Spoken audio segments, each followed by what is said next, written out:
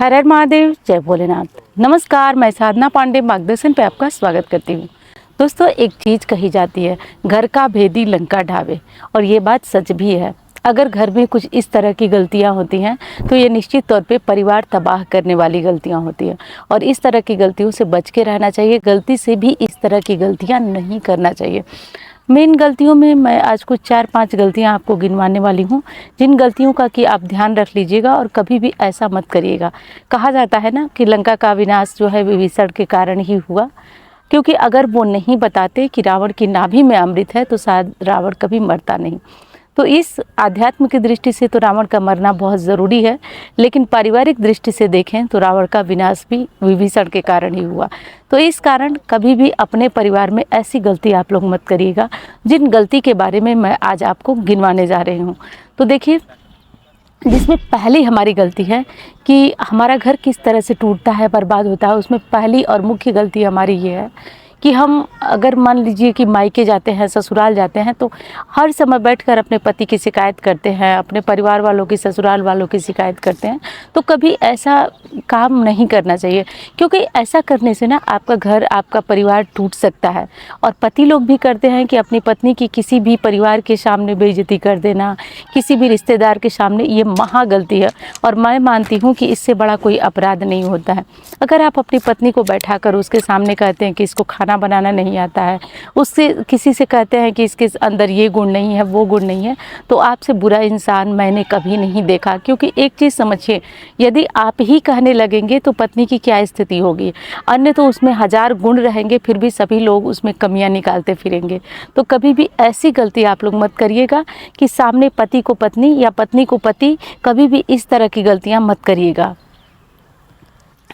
तो ऐसी गलती कभी भी मत करिएगा, इस विशेष बात का आप ध्यान रखिएगा।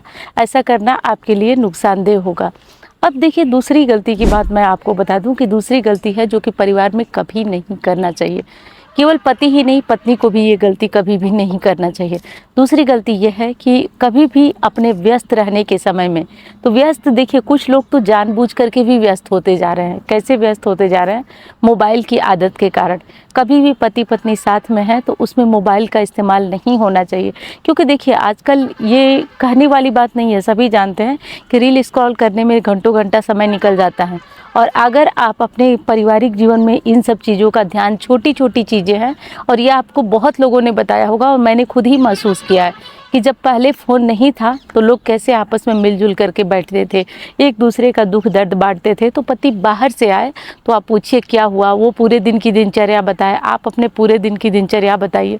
इससे क्या होगा कि पति पत्नी में आपसी तौर पे प्रेम रहेगा, सहयोग रहेगा, और आपस में बातें सब कुछ सामान्य रहेंगी। लेकिन अगर इस बात का ध्यान न दिया जाए और इस बात का ध्यान न दे करके वो अपने काम में मस्त है, मोबाइल चला रहा है, आप अपने, तो देखिए, बोल चाल बिना भी और आपसी बातों के बिना भी बहुत सारी समस्याएं आती है।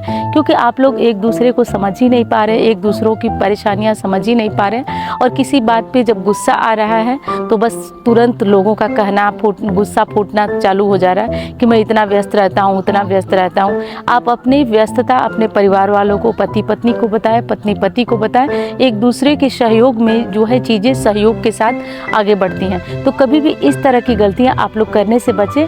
दूसरी गलती जो कि मोबाइल आपका ले करके, और आप कभी भी परेशान हो करके इस तरह से कार्य करते हैं, तो इस तरह से आपको गलती से भी गलती नहीं करना चाहिए। इस विशेष बात का आप ध्यान रखें। अब अगली चीज़ है जो कि आपको बता दूं आपको नहीं करना चाहिए, वो बताती हूँ। अगली चीज़ ये है कि देखिए, कभी भी परिवार में, अपने परिवार में जो चीज़ें हो चुकी हैं उनको बार बार नहीं दोहराना चाहिए। इन चीज़ों को अगर आप बार बार दोहराते हैं ना, तो इससे क्या होता है, मनमुटाव हो जाता है। कोई गलती ऐसी होती है जो नहीं होना चाहिए, परिवार के किसी सदस्य से हो चुकी है, तो देखिए, परिवार का सदस्य ना फेंका नहीं जा सकता है।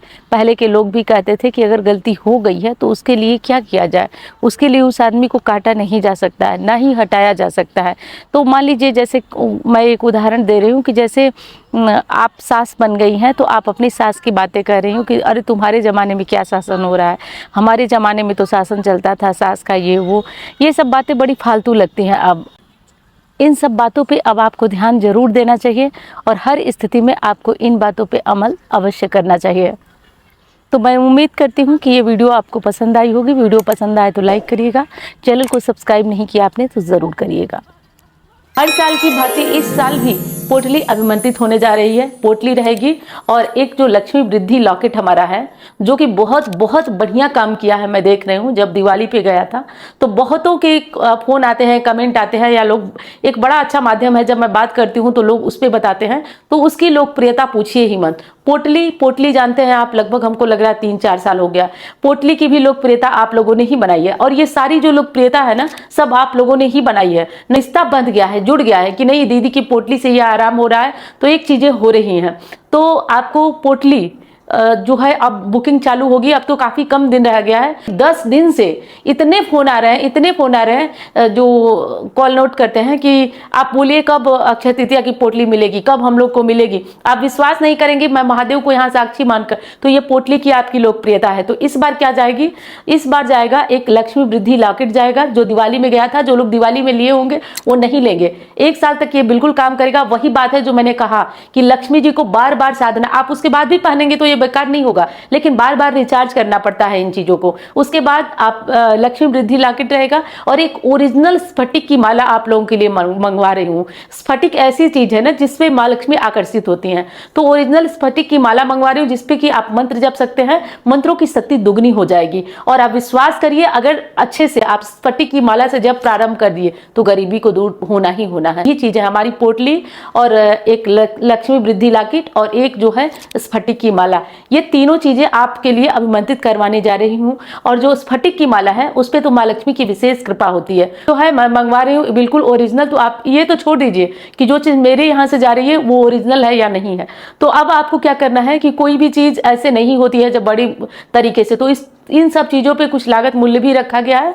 और आपको क्या करना है, ऑफिस नंबर पे, जो नीचे नंबर है उस नंबर पे कॉल करिए, और कॉल करके अपना नाम, अपना एड्रेस, सब वो लोग जैसे बताएं वैसे एड्रेस और नाम भेज दीजिए। और हाँ, धैर्य रखिएगा, 1 महीने के अंदर अंदर वो पोटली, वो लॉकेट, जो भी चीज़ें होंगी वो आप तक पहुँचेंगी। और दूसरी चीज़ क्या है कि मन में तो ये आएगा कि दीदी ये कर रही है तो इससे क्या फायदा होगा। मैं कहती हूँ चमत्कार है, आप करके देखिए। ये इतने लोगों के सामने मैं बोलती हूँ ना, वो कॉन्फिडेंस आप लोगों के द्वारा ही दिया गया है। जिन घरों में ये तीनों चीजें विद्यमान होंगी, उन घरों में निश्चित गारंटी के तौर पर कहती हूँ, कोई भी दोष लगा हुआ है, परिवर्तन तय है। महादेव जानते हैं, मैं एक भी शब्द ऐसा कुछ नहीं बोलती हूँ जिससे लोगों के मन में आस बधे, और मैं आस बधा रही हूँ तो मैं जानती हूँ महादेव इसके साक्षी है, ये चीजें 100% आपको असर करती हैं। तो इसको जिन लोगों को लेना है वो ले लें और बुकिंग करा लें, क्योंकि टाइम अब बहुत कम हमारे पास भी बचा है। और दूसरी चीज कि मैं उतने ही लोगों के ले पाऊंगी जितने लोगों को हम लोग और हमारा ऑफिस में अच्छे से चीजों को भेजा जा सके, क्योंकि मैं वो सब चीजें नहीं करती हूँ कि फालतू में ले ली। और एक चीज और, एक एक व्यक्ति को वो चीज गारंटी के साथ पहुंचाई जाती है, तो हमारी भी जिम्मेदारी बनती है। विश्वास रखिएगा, धैर्य रखिएगा। और दूसरी चीज कि जब ये पोटली पहुंचती है आपके यहाँ, तो एक समस्या 2 बार से सुनने में आ रही है, आपको 5 रुपए 10 रुपए मांगेंगे, और जब आप उनको भेजेंगे ना तो वो पता चला कि आपका बैंक खाता खाली हो जाएगा। तो इन सब चीज़ों से बचे रहिए। बिल्कुल आराम से आपकी पोटली कोरियर द्वारा या भारतीय डाक द्वारा, जैसे हो, आप तक पहुँचाने की जिम्मेदारी हमारी है। तो मैं उम्मीद करती हूँ कि ये वीडियो आपको पसंद आई होगी, और मैं मिलती हूँ अब अन्य वीडियो में। धन्यवाद।